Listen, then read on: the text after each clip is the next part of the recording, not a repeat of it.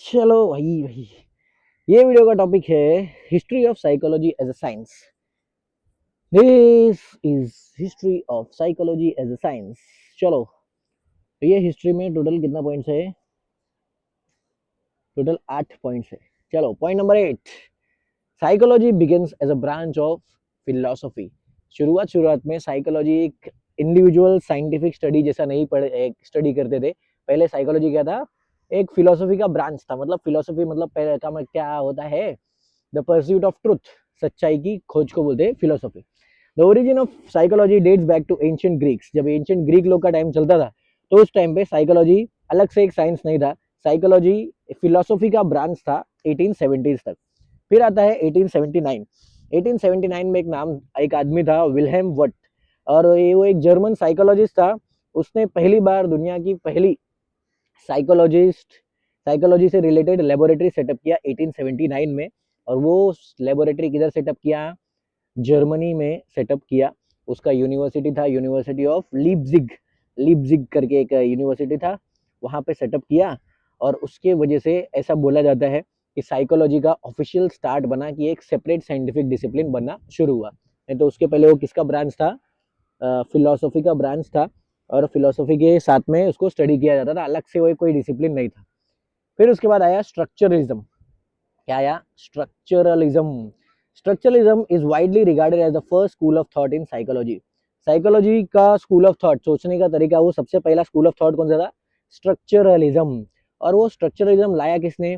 William want और उसका student Edward B Titchener. वो लोग स्ट्रक्चरलिज्म का बहुत एडवोकेसी करते थे। वो लोग बोलते थे कि साइकोलॉजी में कोई कोई स्ट्रक्चर है, साइकोलॉजी का कोई सोचने का तरीका है, तो वो एक ही है, स्ट्रक्चरलिज्म। मतलब क्या?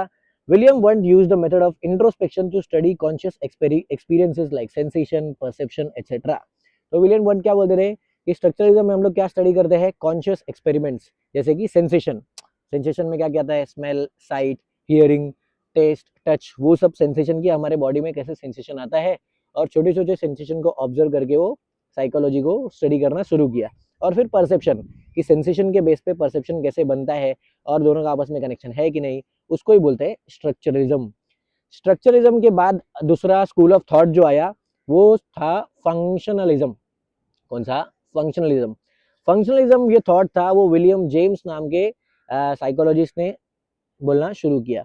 ही is known as the father of American psychology. ये जो विलियम जेम्स है, विलियम जेम्स को ऐसा बोला जाता है कि अमेरिकन साइकोलॉजी का ये फादर है। He emphasized on the study of human consciousness. इंसान की कॉन्शियसनेस, इंसान अपनी कॉन्शियसनेस से कैसे काम करता है, उसके ऊपर उसने फोकस किया। उसने सेंसेशन, उसने बोला कि स्ट्रक्चरलिज्म में तो तुम लोग सेंसेशन देखते हो और फिर उसके बाद उसके बेस पे परसेप्शन कैसे बनता है वो देखते हो, अपन किस पे फोकस करेंगे? ह्यूमन कॉन्शियसनेस पे। तो ये इसको बोलते हैं फंक्शनलिज्म। फिर उसके बाद नेक्स्ट स्कूल ऑफ थॉट था साइको एनालिसिस। कौन सा? Psycho analysis. तो ये जो पहले दो स्कूल्स ऑफ थॉट थे, स्ट्रक्चरलिज्म और फंक्शनलिज्म, इसके बिल्कुल ऑपोजिट, एकदम कॉन्ट्रास्ट में आइडिया आया। एक ऑस्ट्रिया देश का फिजिसिस्ट था, उसका नाम था सिगमंड फ्रॉइड। सिगमंड फ्रॉइड ने बोला कि साइको एनालिसिस ये थियोरी में लेके आ रहा हूँ। कभी लाया? 1890s में लेके आया। और उन्होंने बोला कि अनकॉन्शियस माइंड, सिगमंड फ्रॉइड ने क्या बोला? अनकॉन्शियस माइंड को स्टडी करना ज्यादा जरूरी है। तो कॉन्शियस माइंड में जो आप सेंसेशन देख रहे हो और परसेप्शन देख रहे हो, फंक्शनलिज्म में कॉन्शियसनेस देख रहे हो, वो सबसे ज्यादा जरूरी है अनकॉन्शियस माइंड को स्टडी करना। और उससे साइकोलॉजी ज्यादा अच्छे से समझ सकते हैं। किसने लाया? Sigmund Freud. फिर उसके बाद आता है बिहेवियरिज्म। कौन सा? बिहेवियरिज्म। बिहेवियरिज्म आया 20th सेंचुरी में। ये स्कूल ऑफ थॉट लाया किसने? अमेरिका का एक साइकोलॉजिस्ट था जिसका नाम था John B Watson. John B Watson ने एक नया स्कूल ऑफ थॉट लाया जिसका नाम था बिहेवियरिज्म। बिहेवियरिज्म ने क्या बोला? बोला कि कॉन्शियस एक्सपेरिमेंट्स को भी अपन रिजेक्ट करते हैं, ये भी साइकोलॉजी में स्टडी नहीं होना चाहिए। और दूसरा, अनकॉन्शियस माइंड को भी स्टडी नहीं करना चाहिए, जो किसने बोला था? सिगमंड फ्रॉइड ने बोला था। और उसने बोला कि साइंटिफिक डिसिप्लिन होना चाहिए। मतलब साइकोलॉजी है तो साइंटिफिक डिसिप्लिन, और साइंटिफिक डिसिप्लिन का खास बात क्या है? अपन ने 6 खास बात देखा ना, कि ऑब्जेक्टिविटी होना चाहिए, उसके बाद साइंटिफिक प्रोसीजर को फॉलो करना चाहिए। वो सब किसने बोला? William sorry John B Watson ने बोला। अभी जॉन बी वॉटसन ने क्या बोला कि हम लोग साइंटिफिक डिसिप्लिन बनाएंगे और हम लोग ऑब्जर्वेबल बिहेवियर्स को ऑब्जर्व करके एम्पेरिकल एविडेंस निकालेंगे और उसके बेस पे अपन साइकोलॉजी को आगे बढ़ाएंगे। ये अनकॉन्शियस माइंड, सेंसेशन वेंसेशन साइड में करो। फिर उसके बाद आया ह्यूमनिस्टिक साइकोलॉजी। कौन सा? Humanistic psychology. 20th सेंचुरी के फर्स्ट हाफ में साइको एनालिसिस और बिहेवियरिज्म ही पूरा डोमिनेट कर रहे थे। ये लोग यही दो तरीका स्कूल ऑफ थॉट था जो साइकोलॉजी में सब लोग यूज कर रहे थे। लेकिन 20th सेंचुरी के सेकेंड हाफ में, मतलब क्या 1950 के बाद, कौन सा साल, 1950 के बाद, उसमें क्या हुआ, एक आदमी था जिसका नाम था कार्ल रॉजर्स। कार्ल रॉजर्स एक अमेरिका का साइकोलॉजिस्ट था। उसने बोला साइकोलॉजी में एक नए पर्सपेक्टिव की गरज है। और नया पर्सपेक्टिव क्या होगा, ह्यूमनिस्टिक साइकोलॉजी। कौन सा साइकोलॉजी, ह्यूमनिस्टिक साइकोलॉजी। इसमें उसने क्या बोला कि अनकॉन्शियसनेस को स्टडी करने की गरज नहीं है। साइकोलॉजी, साइको एनालिसिस और बिहेवियरिज्म ये सब छोड़ दो। ह्यूमनिस्टिक साइकोलॉजी का मेन फोकस क्या था, फ्री विल। फ्री विल मतलब क्या, जिसको जो सोचना है वो सोच सकता है और सब लोग अपना अपने हिसाब से लाइफ जीने के लिए फ्री है। वो फ्री विल को ज्यादा सपोर्ट करता था। सेल्फ डिटर्मिनेशन मतलब क्या, खुद से आप डिटरमाइन करो कि आपको लाइफ में क्या करने का है। और सेल्फ एक्चुअलाइजेशन मतलब अपने आप को आप पता लगाओ कि आप कौन हो, वो चीज के ऊपर ज्यादा फोकस करता था। उसने बोला साइको एनालिसिस, बिहेवियरिज्म और फंक्शनलिज्म ये सब साइड में रखो। मेन चीज साइकोलॉजी में क्या होता है कि आप फ्री विल देखो, कि आप साइकोलॉजी को समझ के आप कैसे फ्री विल में रह सकते हो, मतलब आप फ्री कैसे हो सकते हो, आप एक्चुअल में आजाद कैसे हो सकते हो। सेल्फ डिटर्मिनेशन और सेल्फ एक्चुअलाइजेशन पे फोकस किया। मतलब क्या कि अपने आप को जानने का, अपने आप को ढूंढने का, वही जो मेडिटेशन वगैरह में सिखाते वो। फिर उसके बाद आता है कॉग्निटिविज्म।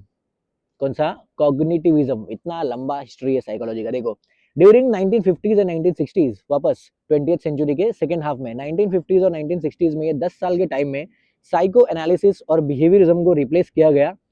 जितने लोग साइको एनालिसिस और बिहेवियरिज्म के पीछे साइकोलॉजी को स्टडी करते थे, वो लोग ने एक नया तरीका यूज करना चालू किया, एक नया पर्सपेक्टिव यूज करना चालू किया। उसको वो लोग बोलते थे, क्या बोलते थे, कॉग्निटिविज्म। क्या बोलते थे, कॉग्निटिविज्म।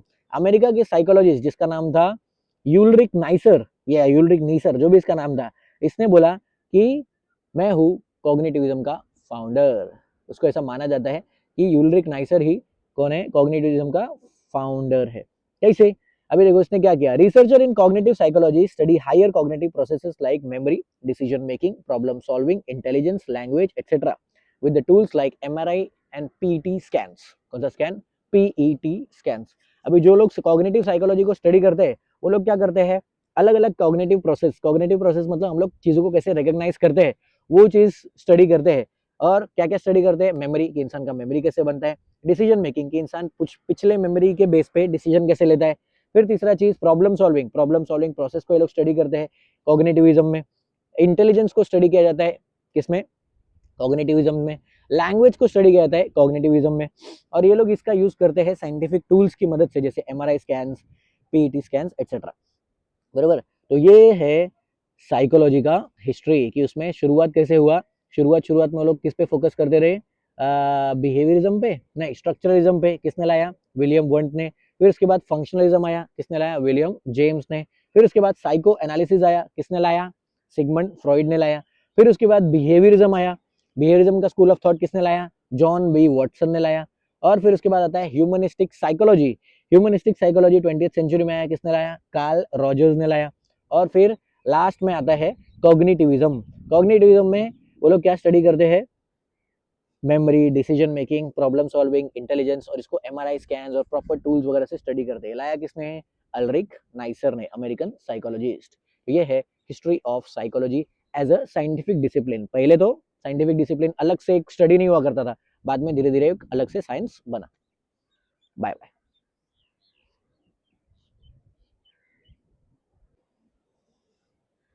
चलो, ये वीडियो का टॉपिक है history of psychology as a science. Psychology science कैसे बना वो अपन देखेंगे कौन सी वीडियो में, ये वीडियो में।